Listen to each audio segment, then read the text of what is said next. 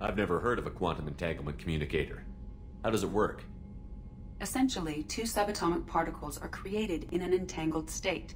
One is installed here, and the other in the elusive man's office. When one particle occupies a given quantum state, its entangled partner will always enter the opposite state, no matter the distance between them. If we alter the state of our particle, that alters the state of the elusive man's. This allows us to send data in the form of quantum bits. That's all for now. Logging you out, Shepard. Just to nerd out on you guys just for a moment, that is actually a real science. It was, if I understand things correctly, mathematically proven by Einstein, and he said it was kind of creepy. Because what happened is they took two particles of the same superstructure, put them on different sides of the planet, and when they spun one atom one way, the other atom spun on the opposite direction. They were still quantumly connected. Because you have the macro level, which you and I exist on, the micro level, which is atoms, and then you have the quantum level, which at that point you get away from open space, matter, energy, stuff like that, and you deal more with possibility and essence of possibility than you do with actual physical connection to the material universe. So I actually took a little bit of time to study up on quantum mechanics for a while because of the book The Secret. There's another book that was made in tandem with that one called The Science Behind the Secret that talked about quantum mechanics. And basically the idea of quantum is that everything was connected if there was a Big Bang. Everything was connected at one point in time. Time and energy connects all quantum matter. So no matter what happens, you are connected to everything around you and everything is connected to you, and this is scientifically proven. They were able to take a bacterial culture and without any physical connection to a human being, they would show this person a scene of people kissing, and if they had an emotional reaction, they would measure it in electrical stimuli with the bacteria. So then they showed like something like Faces of Death Part 5 to this person, and the bacteria had a different electrical change within it. Now the thing is that when they did similar tests, the change was almost exactly measurable. So they were able to physically measure a person's emotional reaction without any form of connection to them outside of their body. So when it comes down to it, I mean, there is science to back up the concept of quantum physics, and now all things are connected, man. And when it comes down to it, it's kind of nice to think that. Alright, I'm going to cut the rest of the loading screen. And welcome to the crew deck. This is Mortannis from GameAnyone.com, making a recording for the Mass Effect 2 and an estimation of the pre-release for Mass Effect 3. Crew quarters there, nothing special about it, just a couple people in a room. Here there's actually a Easter egg that I found out. It's Edie. Listen carefully. Shepard, the men's restroom is on the port side of the ship. See? And if you go into that one, nothing. See?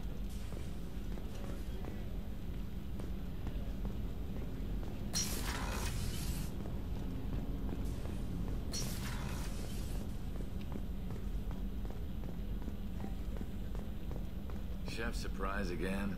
Come on, Rupert. I'm sorry, Princess. Filet mignon and caviar coming right up. Let me just get out my doilies. That'd be real nice, Mr. Gardner. See? More of those damn wasted space trays. Commander Shepard, the hero of the Citadel. You did humanity proud that day. Mass Sergeant Rupert Gardner here. How can I be of service? You have everything you need. I make do. But have you ever tried to prepare a decent meal with military provisions? I'm good, but I'm no miracle worker. Taking down the collectors is going to be rough business. The crew deserves a few fine meals before they throw themselves into the fire. What do you need? If I had some quality ingredients... Oh, shit. You've got more to worry about than grocery shopping on the Citadel. Forget I mentioned it. If I head that way, I'll keep an eye out. Much appreciated. Most of this list is probably standard fare for those namby-pambies on the Citadel. Anything else you'd like to talk about? What do you do here on the Normandy? What don't I do? Most think of me as the ship's cook, but I'm also the facilities technician and custodian. HVAC, plumbing, non-mission critical electrical. I make sure they're all clean and running. So the man cleaning the toilets is also preparing the meals. I wash my hands. Most of the time. This ain't no luxury liner. You have to pull your own weight in a Cerberus vessel, and I catch what falls through the cracks. Through the cracks. How do you feel about working for Cerberus? Damn proud. Cerberus gets the job done. The Alliance and Council have got their heads buried so deep up their butt puckers they can't see squat. It'll take good old human ingenuity to crush these collector vermin. Only Cerberus knows that.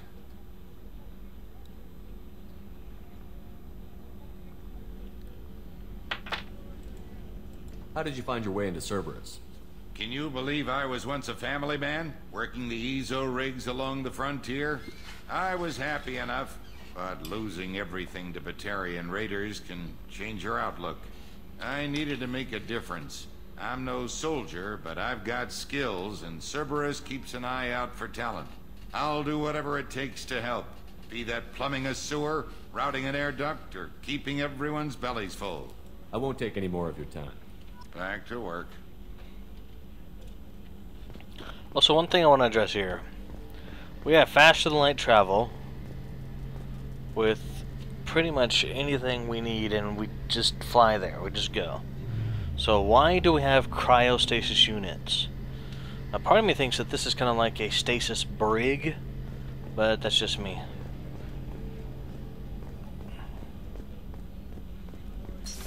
And El Doctor. Commander Shepard, I watched the Normandy crumble with you on board. It's good to see you alive. Nice to see a familiar face, Doctor. I feel the same. I wish more of the original crew could be here.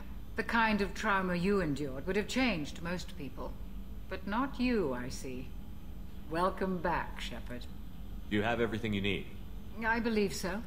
This medical bay seems very much like the sick bay on the original Normandy. Only thing missing are my private reserves. I even had a bottle of Ceres Ice brandy that I was saving for a special occasion. I'll keep an eye out for a replacement bottle. Oh, you needn't. It's expensive, and we have much larger concerns ahead. Doctor, you've been with the Alliance for years. Why leave now? After the Normandy was lost, the surviving crew was reassigned. I was stationed at the Mars Naval Medical Center. A very respectable position, but it wasn't on a starship. Colonial military life isn't for you? I've spent most of my life on warships, never knowing what the next mission might bring. I'm used to the hum of engines, the creaking of bulkheads, that subtle vertigo when the momentum dampeners kick in. Life planetside is just too static, too boring. You're not the Cerberus type, Doctor. I don't work for Cerberus. I work for you. On a mission that may be crucial to the survival of the human race. I have faith that your dealings with Cerberus will be ethical. I trust you, Commander. There's a very good chance this mission will be a one-way trip. Are you prepared for that? I've been through the reclaiming of Shanxi, the Skillian Blitz. We survived the Battle of the Citadel and the destruction of the Normandy together. I've lived a full life. No regrets. I'd like to make sure the crew gets the same opportunity. I'll see you later, Doctor. Commander. I like Doctor. He's very level-headed. Access to the AI core is restricted.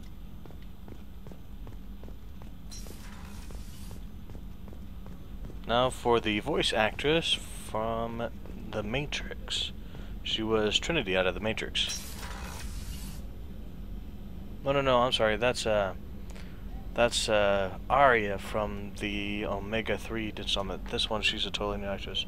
My fault. I'm sorry. Hey, hotness.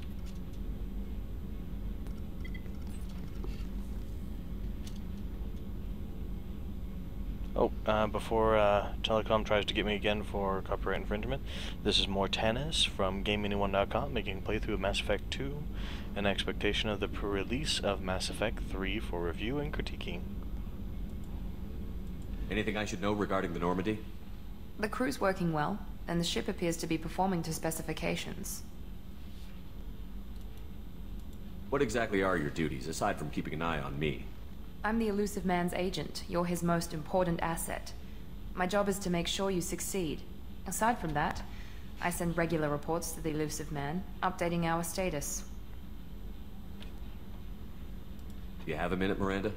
No doubt you've got a lot of questions. Cerberus isn't as evil as most people believe. If I can help allay any of your concerns, I'd be happy to do so. So, what would you like to know? I know what we're doing here, but what's Cerberus's long-term goal? The advancement of the human race. Nothing more, nothing less. The Solarians have the Special Tasks Group. The Asari have their legendary commandos for stealth and recon operations. Cerberus is humanity's answer to those organizations. But those organizations are regulated by governments. Who keeps Cerberus in check? Nobody.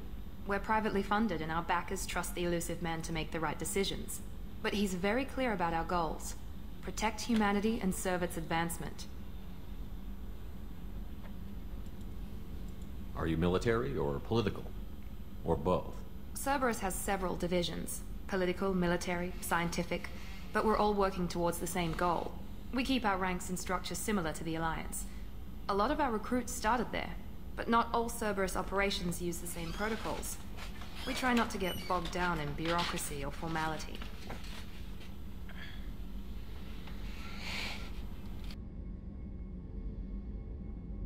What kind of resources does Cerberus have?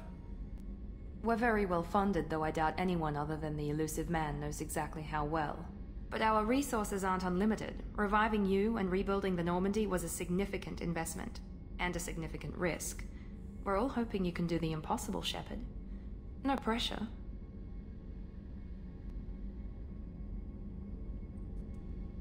What can you tell me about the elusive man? Not much that you don't already know. Even I don't have access to most of his background. And you've seen more of him than most ever do. It's rare for him to become directly involved in missions, but you're something special. Whatever else people might say about him, I can assure you he's got humanity's best interests at heart. That includes you and me. How can you be sure of that if you know so little about him? I didn't get to where I am without knowing how to gauge people's motives and ambitions. Even from brief encounters. He's no saint, and he'd be the first to admit it. But he is committed. Humanity couldn't have a better advocate. Tell me about yourself, Miranda. Oh, I guess that's fair. I've spent the last 2 years learning everything there is to know about you. Well, you should probably know that I've had extensive genetic modification. Not my decision, but I make the most of it. It's one of the reasons the elusive man handpicked me. I'm very good at just about anything I choose to do. What level of genetic modification are we talking about? That's very thorough. Physically, I'm superior in many ways. I heal quickly, and I'll likely live half again as long as the average human. My biotic abilities are also very advanced. For a human. Add to that some of the best training and education money can buy, and... well, it's pretty impressive, really. Sounds like you were designed to be perfect. Maybe, but I'm not. I'm still human, Shepard. I make mistakes like everyone else. And when I do, the consequences are severe. Everyone expects a lot from someone with my... abilities.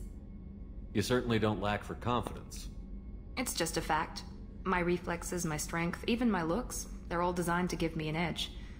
No point in hiding from it. It's the reason I'm trusted to oversee the most dangerous, risky, and technically demanding operations Cerberus undertakes. And it's why I was assigned to you. It's my job to make sure you succeed, Shepard. Thanks for the information, Miranda. I'll talk to you later. Of course, Commander. Whatever you need. Really? Alright, heading down to engineering. There's only 2 people to talk to down there.